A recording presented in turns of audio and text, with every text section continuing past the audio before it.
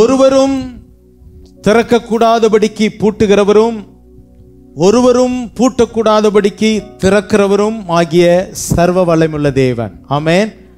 ஆண்டவர் பூட்டக்கூடாததை பூட்டுவார், பூட்டின இடத்திலையும் புகுந்து வருவார். ஹல்லேலூயா.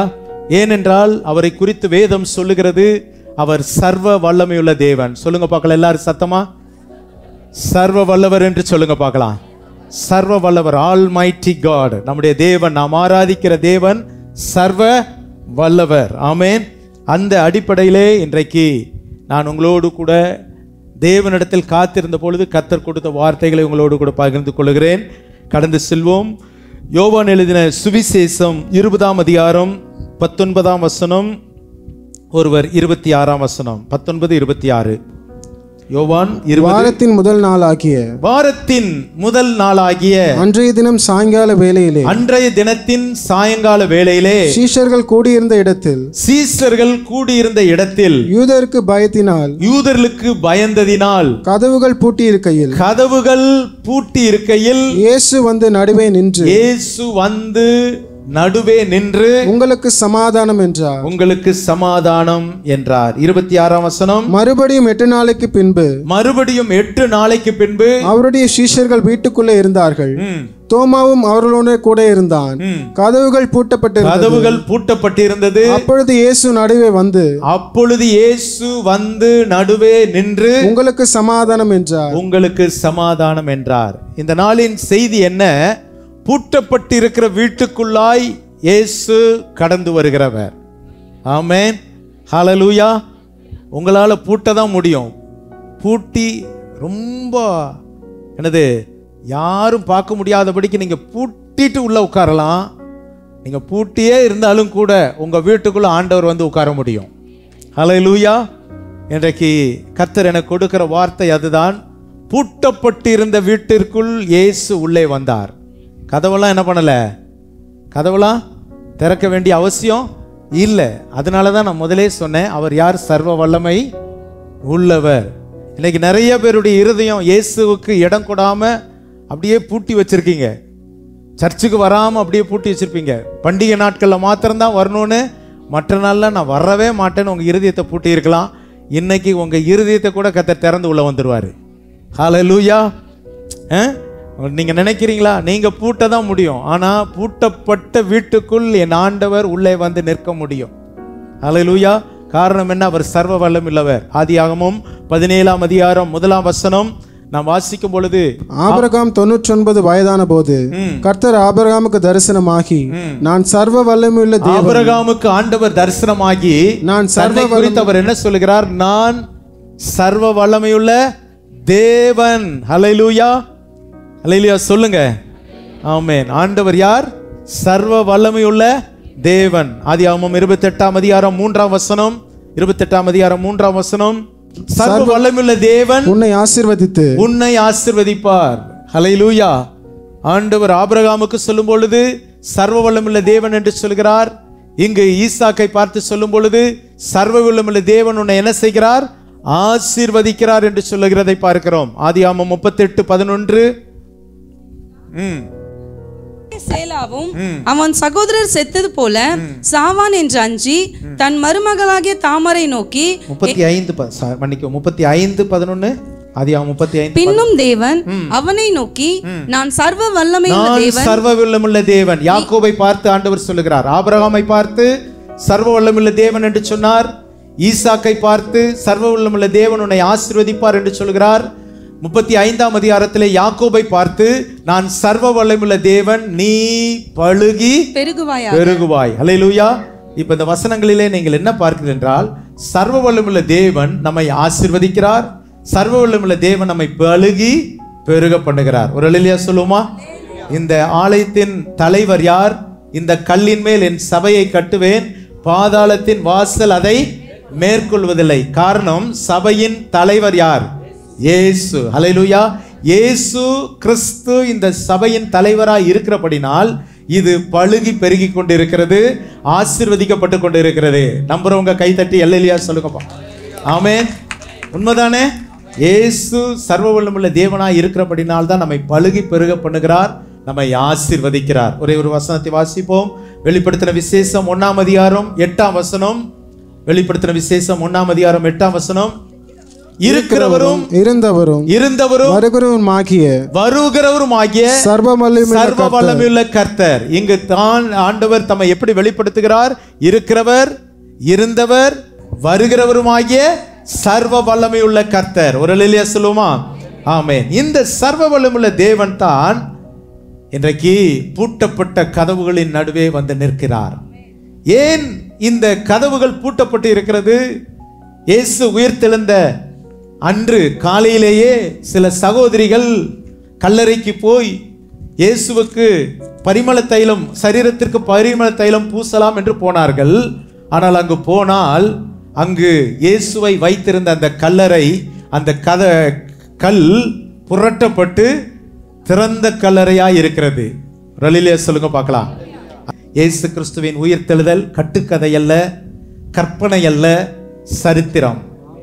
ஆமென் சொல்லுங்க பார்க்கலாம். ஹல்லேலூயா. ஏதோ கற்பனைய பேசல, கட்டுக்கதையை பேசல. இயேசு கிறிஸ்து உயிர்த்தெழுந்தார் என்பது சரித்திரம். ஆமென். ஹல்லேலூயா. குட் ஃப்ரைடே உலகம் எங்கிலும் கொண்டாடப்படுகிற ஒரு பண்டிகை. அதே போல இயேசு 3ஆம் நாள் உயிர்த்தெழுந்தார் என்பதை இந்த உலகமே ஏற்றுக்கொள்ளுகிறது, இந்த உலகமே கொண்டாடுகிற ஒரு பண்டிகை. கைத்தட்டி கர்த்தருக்கு நல்ல ஸ்தோத்திரம். அல்லேலூயா சொல்லுங்க பார்க்கலாம். ஆமென். இயேசு கிறிஸ்துவின் பிறப்பை வைத்துதான் கிறிஸ்துவுக்கு முன் கிறிஸ்துவுக்கு பின் என்று உலக கேலண்டர் பயன்படுத்தப்படுகிறது. கிறிஸ்துவுக்கு முன், கிறிஸ்துவுக்கு பின் என்று சொல்லி பயன்படுத்தப்படுகிறது. எவ்வளோ சரித்திர நாயகன், நாம் ஆராதிக்கிற தேவன். சரி, அப்படிப்பட்ட தேவன் பூட்டப்பட்ட கதவுகளுக்குள்ளே வந்து நிற்கிறார். ஏன் பூட்டி இருந்தார்கள் என்று சொல்லி நாம் பார்ப்போமானால் வாசிக்கலாம். யோவான் எழுதின சுவிசேஷம் 20ஆம் அதிகாரம் 19ஆம் வசனம். வாரத்தின் முதல் நாளாகிய அன்றைய தினம் சாயங்கால வேளையிலே சீஷர்கள் கூடியிருந்த இடத்தில் யூதர்கள் பயந்ததினால். நன்றாய் கவனிங்கள். இயேசு உயிர்த்தெழுந்து விட்டார். இந்த நல்ல செய்தியை அவரை பார்க்க போன அந்த அம்மாமார்கள் சொல்லுகிறார்கள். இயேசுவை கண்டார்கள். ஆண்டவர் சொல்கிறார், நான் உயிரோடு எழுந்தேன், போய் சீசர்களுக்கு சொல்லுங்கள் என்று சொல்லி அவர்கள் வந்து சீசர்களுக்கு இந்த வார்த்தைகளை சொல்லிவிட்டார். இயேசுவை கண்டோம், அவர் உயிர்த்தெழுந்து விட்டார் என்று சொல்லிவிட்டார்கள்.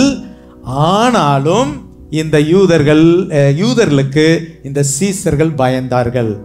இன்றைக்கு சில காரியங்களினால் உங்களுடைய வாழ்க்கை பயந்து போய் வெளியில எந்த மனிதனையும் பார்க்க கூடாதபடிக்கு வீட்டை பூட்டி கொண்டு நீங்கள் உள்ளே இருக்கலாம். உங்களுடைய வாழ்க்கை ஒரு அடைப்பட்ட வாழ்க்கையாய் இருக்கலாம் பயத்தினால். அநேக ஆண்டுகளுக்கு முன்பதாக முருக பக்தராய் வாழ்ந்த நடிகர் ஏவிஎம் ராஜன் அவர்கள் அந்த சினிமா தொழிலிலே பயங்கரமான நஷ்டம் அடைந்து எல்லாவற்றையும் இழந்து அவர் யாரையுமே பார்க்க முடியாதபடிக்கு ஒரு இருட்டு அறையிலே இருந்தார். அவருடைய வாழ்க்கை அதுதான். இந்த சரித்திரத்தை கிட்டத்தட்ட 30 ஆண்டுகளுக்கு முன்பதாக நம்முடைய மேட்டுக்காலனியில் இருக்கிற இமானுவேல் ஸ்கூல், இப்பொழுது இருக்கிற இமானுவேல் ஸ்கூல் பள்ளி மைதானத்திலே நாம் தான் அவரை வைத்து இந்த இடத்திலே ஒரு சாட்சி கூட்டம் நடத்தியிருக்கிறேன். அங்கு சொல்லப்பட்ட சாட்சி, அவர் சொன்ன சாட்சியை நான் சொல்லுகிறேன். ஒரு இருட்டான அறைக்குள் தான் இருப்பார். இருட்டான அறைக்குள் தான், யாரையுமே சந்திக்க முடியாது. கடன், எந்த போன் எடுத்தாலும் கடன்காரன். கடைசியாக ஒரு முடிவு எடுத்தார், யாரையுமே சந்திக்க கூடாது. ஒரு இருட்டு அறையிலே உட்கார்ந்து கொண்டிருந்தார். ஒரு குறிப்பிட்ட நாள், அது குட் ஃப்ரைடே. அந்த குட் ஃப்ரைடேயிலே தொலைக்காட்சியிலே ஒரு படம் காண்பிக்கப்படுகிறது. என்ன படம்? கருணாமூர்த்தி. கருணாமூர்த்தி படம் பார்த்தவங்க எத்தனை பேர் இருக்கிறீங்க? தோத்திரம், நிறைய பேர் பார்க்கல. கருணாமூர்த்தி என்ற படம், இந்த படம் அவருடைய ஹாலிலே ஓடிக்கொண்டு இருக்கிறது.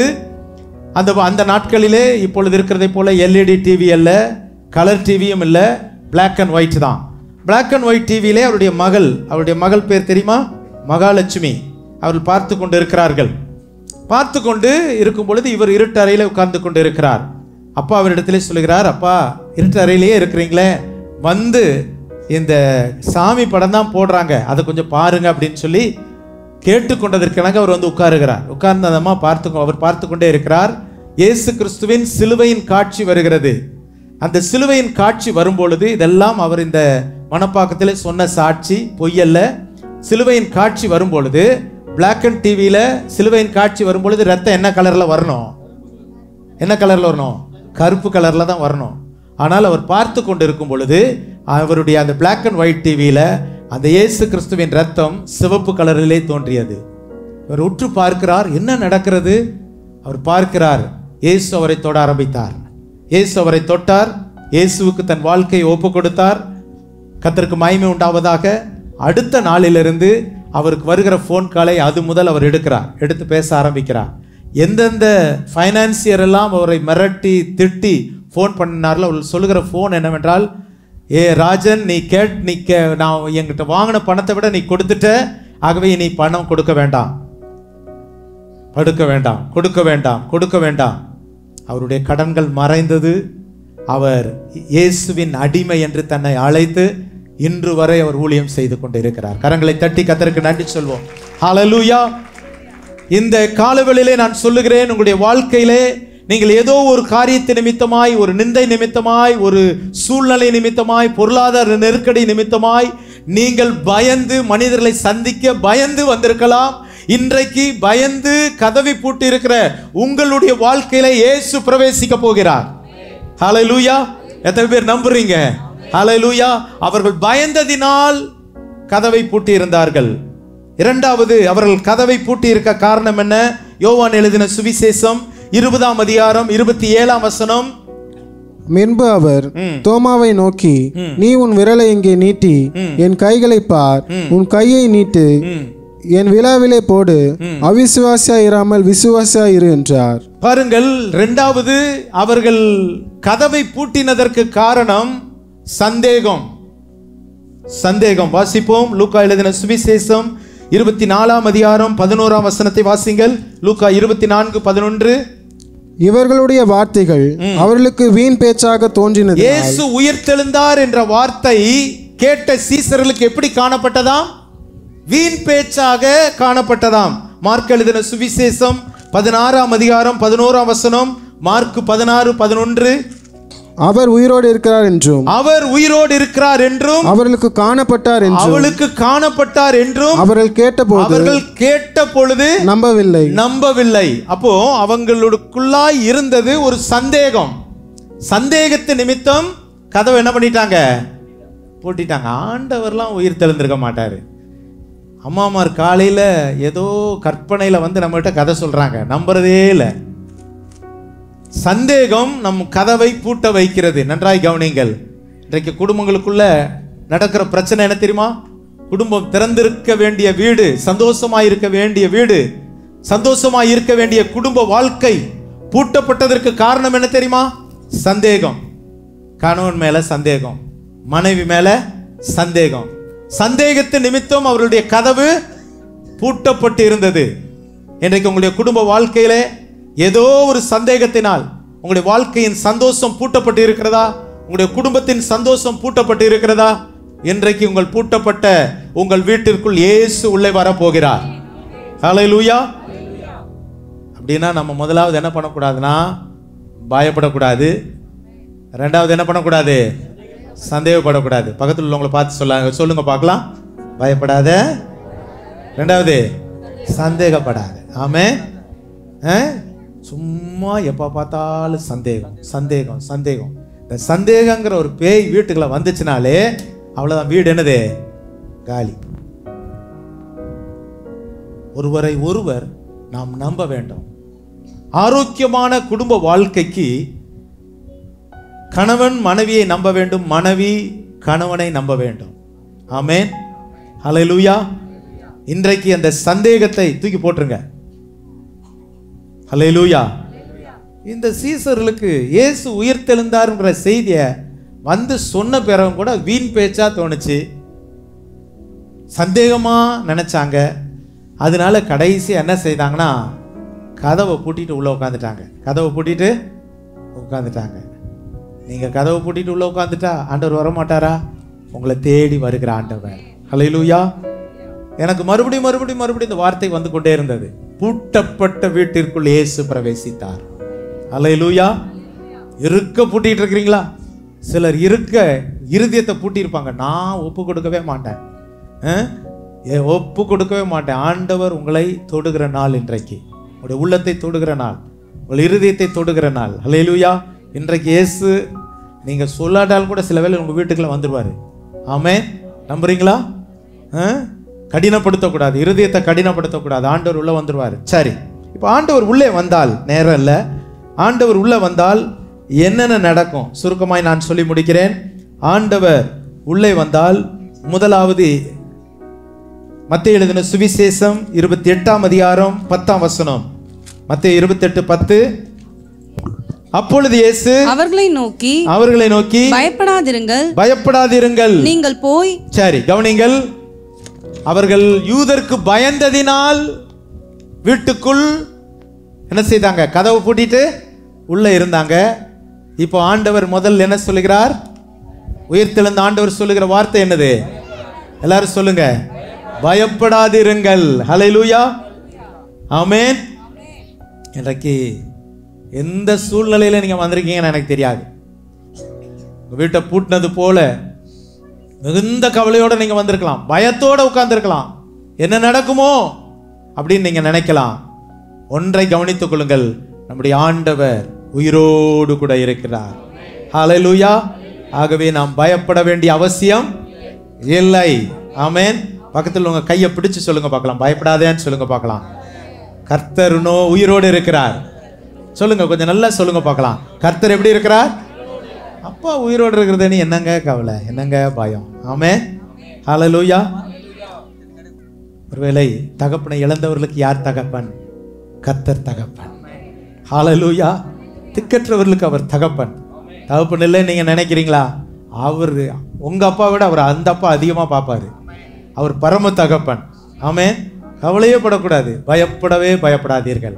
ஆகவே உயிரோடு எழுந்த தெய்வன் பயத்தோடு கூட பூட்டப்பட்ட அறைக்குள் வாழ்ந்த உட்கார்ந்து கொண்டிருந்த பயத்தோடு உட்கார்ந்திருந்த சீசர்களை பார்த்து சொன்ன முதல் வார்த்தை பயப்படாதே. ஆமென்.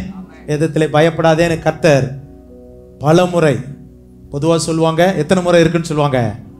365 முறை வருதாமா. நிச்சயமா ஒரு முறை நம்ம பார்க்கணும். சொல்றது தான் நான் சொல்றேன். நான் அதை உண்மையாக அவ்வளோ இருக்குதான்னு பார்க்கல, நிச்சயமாக இருக்கும், அதற்கு மேலே கூட இருக்கும். 365 முறை வருதுன்னு சொல்கிறாங்க. அப்படின்னா அது அர்த்தம் என்னது? ஒவ்வொரு நாளும் கர்த்தர் நம்மளை பார்த்து நீ பயப்படாதே மகளே என்று சொல்லுகிறார். ஹல்லேலூயா. காலையில் எழுந்து உங்கள் அப்பாவோ அம்மாவோ கவலைப்படாதமா பயப்படாதமா அப்படின்னு உங்களுக்கு சொன்னால் எப்படி இருக்கும்? எப்படி இருக்கும்?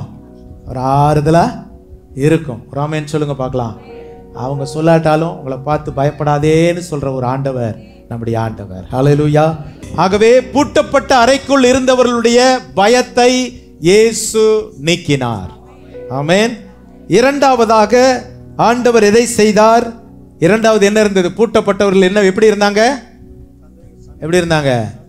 பயத்தோடு இருந்தாங்க. இரண்டாவது சந்தேகத்தோடு இருந்தார்கள். சந்தேகத்தோடு இருந்தவர்களுக்கு ஆண்டவர் என்ன செய்கிறார்? வாசிங்கள் பார்க்கலாம். மார்க் எழுதின சுவிசேஷம் 16ஆம் அதிகாரம் 14ஆம் வசனத்தை வாசிங்கள். அதன் பின்பு 11 வரும் போஜன பந்தி இருக்கையில் அவர்களுக்கு அவர் தரிசனமாகி உயிர்த்தெழுந்திருக்கிற தம்மை கண்டவர்களை அவர்கள் நம்பாமற் போனது நிமித்தம் அவருடைய அவிசுவாசத்தை குறித்து இருதய கடினத்தை குறித்தும் அவர்களை கடிந்து கொண்டார். பின்பு அவர் அவர்களை நோக்கி, நீங்கள் உலகமெங்கும் போய். சரி, கவனிங்கள். அவர்களுடைய அவிசுவாசம், நான் உயிரோடு இருக்கிறேன், சந்தேகப்படுகிறீர்களே, சந்தேகப்படுகிறீர்களே. இன்றைக்கு அநேகருக்கு ஆண்டவர் செத்து போயிட்டாரு நீங்க நம்புறீங்க. இல்ல, நம்முடைய ஆண்டவர் உயிரோடு இருக்கிறார். அவருடைய அவிசுவாசத்தை நம்ம அவிசுவாசப்படவே கூடாது. எங்கேயும் தைரியமாய் சொல்லணும், என் ஆண்டவர் உயிரோடு இருக்கிறார். ஹல்லேலூயா. எத்தனை பேர் சொல்ல முடியும்? அவருடைய சந்தேகத்தை நீக்கினார். லூக்கா எழுதின சுவிசேஷம் 24ஆம் அதிகாரம் 38 39 வசனங்கள். லூக்கா 24 38 39 வசனங்கள். அவர் அவர்களை நோக்கி, நீங்கள் ஏன் கலங்குகிறீர்கள்? உங்கள் இருதயங்களில் சந்தேகங்கள் எழும்புறது என்ன? நான் தான் என்று அறியும்படி என் கைகளையும் என் கால்களையும் பாருங்கள், என்னை தொட்டு பாருங்கள். நீங்கள் காண்கிறபடி எனக்கும் மாம்சம் எலும்புகளும் உண்டாயிருக்கிறது போல ஒரு ஆவிக்கு இராதே என்று சொல்லுங்கள். சந்தேகத்தை நீக்க இயேசு தம் கைகளையும் கால்களையும் காண்பித்தார். சிலருக்கு பார்த்தாதான் நம்புவேன் அப்படின்னு சொல்லுவாங்க. அதுல ஒருத்தர் நம்ம நாட்டுக்கு வந்தார். பார்த்து, ஏன் நம்ம நாட்டில் ஏன் சந்தேகம் ஜாஸ்தி? தோமா சந்தேகப்பட்டாரு.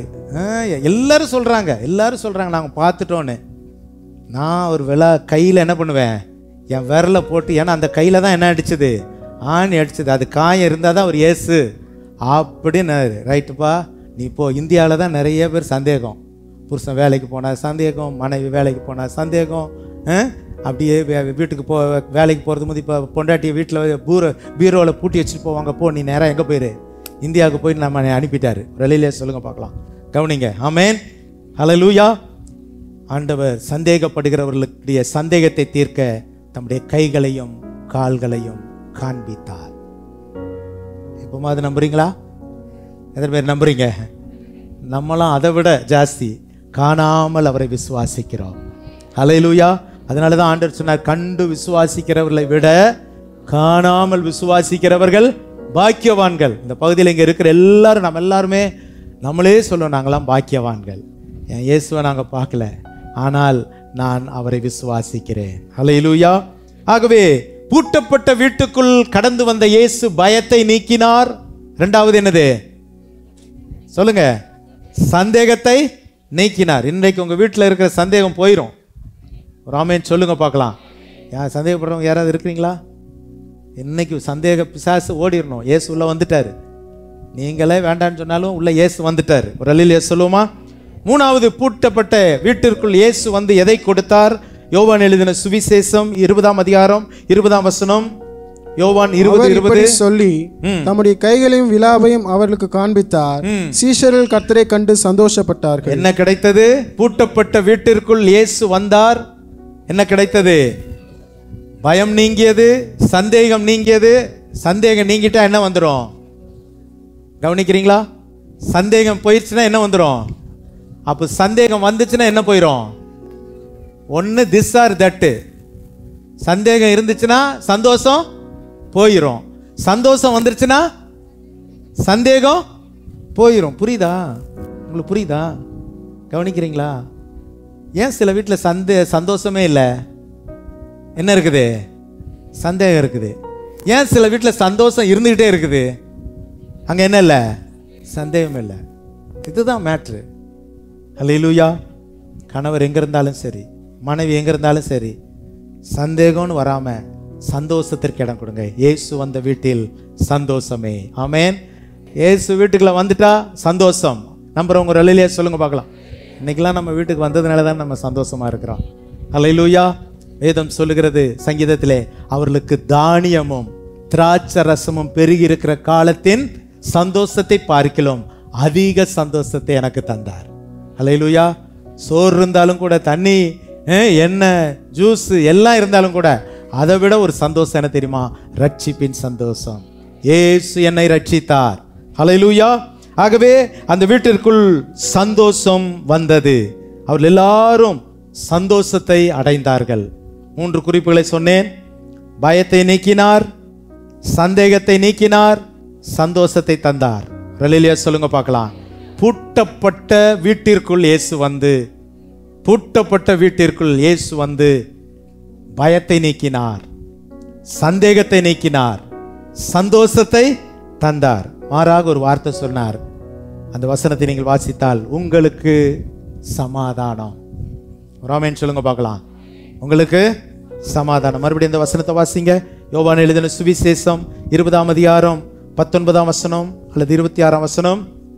வாரத்தின் முதல் நாளாகிய அன்றைய தினம் சாயங்கால வேளையிலே சீஷர்கள் கூடியிருந்த இடத்தில் யூதர்களுக்கு பயந்ததினால் கதவுகள் பூட்டி இருக்கையில் இயேசு வந்து நடுவே நின்று, உங்களுக்கு சமாதானம் என்றார். அப்ப அந்த வீட்டுக்கு என்ன வந்துச்சு? சமாதானம். ஆமென். நீங்க எவ்வளவு கவலையோட வந்தீங்களோ, நீங்க அப்படி போகக்கூடாது. இப்ப எப்படி போகணும்? சமாதானத்தோட போகணும். இந்த வருஷம் நம்ம வாக்குத்தத்தம் என்ன? சமாதானத்தின் ஆண்டு, the year of peace. Ramen சொல்லுங்க பார்க்கலாம். எங்கெங்கெல்லாம் சமாதானம்? உள்ளத்துல சமாதானம், இல்லத்தில் சமாதானம், பிள்ளைகளின் வாழ்க்கையில் சமாதானம், தேசத்தின் எல்லைகளில். மறந்துட்டீங்களா? சமாதானத்தின் ஆண்டு. பாருங்க, இந்த ஈஸ்டர் தினத்தை கர்த்தர் நமக்கு சொல்லுகிற அந்த வார்த்தை மறுபடியும் கர்த்தர் நமக்கு பயன்படுகிறார். பூட்டப்பட்ட வீட்டிற்குள் இயேசு வந்து சமாதானத்தை தந்தார். ஒரு அல்லேலூயா சொல்லுங்க பார்க்கலாம். ஹல்லேலூயா. கர்த்தருக்கு ஸ்தோத்திரம். ஆகவே இன்னொரு காரியம் இருக்கிறது, நான் நேரில் முடிக்கிறேன். அந்த வசனமானது அப்போஸ்தலர் நடபடிகள் 5ஆம் அதிகாரத்தில் வருகிறது. அங்கு சீசர்களை பிடித்து சிறைச்சாலையிலே போட்டு விட்டார்கள் அரசாங்கம். எதுக்காக? ஊழியம் செஞ்சாங்கன்னு சொல்லி. ஆனால் அந்த 5ஆம் அதிகாரம் 18ஆம் வசனத்தை நீங்கள் வாசித்தீங்கன்னா, பூட்டப்பட்ட சிறைச்சாலைக்குள் கர்த்தருடைய தூதன் பிரவேசித்து அவர்களை வெளியே கொண்டு வந்து விட்டுட்டான். அல்லேலூயா. ஆண்டவர் மாத்திரம் உள்ள வர மாட்டாருங்க, தேவதூதனும் பூட்டப்பட்ட வீட்டுக்குள்ள வந்துடுவார். உங்களுக்கு என்ன செய்யணுமோ செய்யறதுக்கு அவர் ரெடியாக இருக்கிறார். ஆமென். இன்றைக்கு பூட்டப்பட்ட வீட்டுக்குள் வரலாம். இவங்கெல்லாம் சீசர்லாம் உள்ளே இருக்கிறாங்க. தேவதூதன் வந்து அவங்களை விடுதலையாக்கி இந்த செய்தியை இதை மாத்திரம் சொல்லி முடிச்சார். தேவதூதன் விடுதலையாக்கி வெளியே கொண்டு வந்து விட்டான். காலையில் போய் எல்லாரும் கைதியை தேடுறாங்க.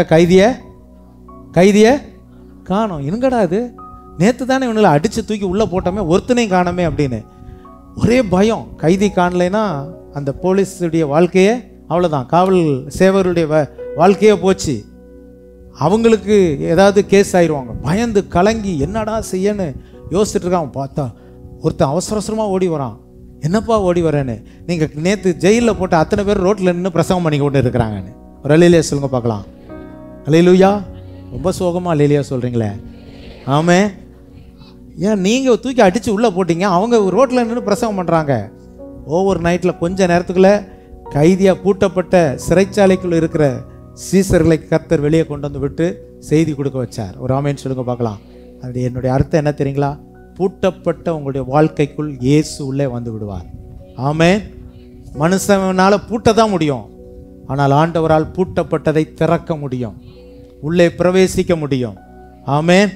ஹல்லேலூயா. கர்த்தர் உங்களை ஆசீர்வதிப்பாராக. ஒவ்வொருடைய வாழ்க்கையிலும் நான் ஜெபம் பண்ணி உங்களுக்காக நான் ஜெபம் பண்ண போகிறேன். கர்த்தர் பூட்டப்பட்ட உங்களுடைய வீடுகளுக்குள் இயேசு வரப்போகிறார். ஆமென்.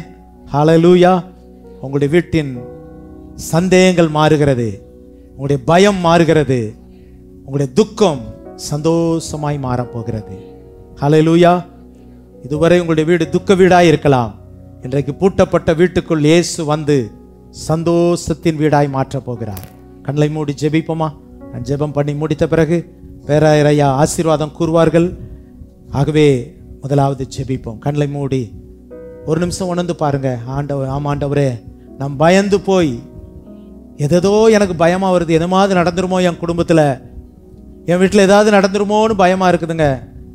பயந்து இருக்கிறேங்க, கதவு பூட்டி இருக்கிறேங்க, ரொம்ப சந்தேகமா இருக்குங்க, சந்தோஷமே இல்லைங்க, துக்கம் நிறைந்து இருக்குது. இப்படிப்பட்ட சூழ்நிலையில் வந்திருக்கிறீங்களா? இன்றைக்கு இயேசு பூட்டப்பட்ட வீட்டிற்குள் பிரவேசித்து, ஹல்லேலூயா, thank you Jesus, உங்களுக்கு சமாதானம் என்று சொன்னவர், பயத்தை நீக்கினவர், சந்தேகத்தை நீக்கினவர், தம்மை காண்பித்து சந்தோஷப்படுத்தினவர் என் ஆண்டவர் இன்றைக்கும் ஜீவனோடு கூட இருக்கிறார். Thank you.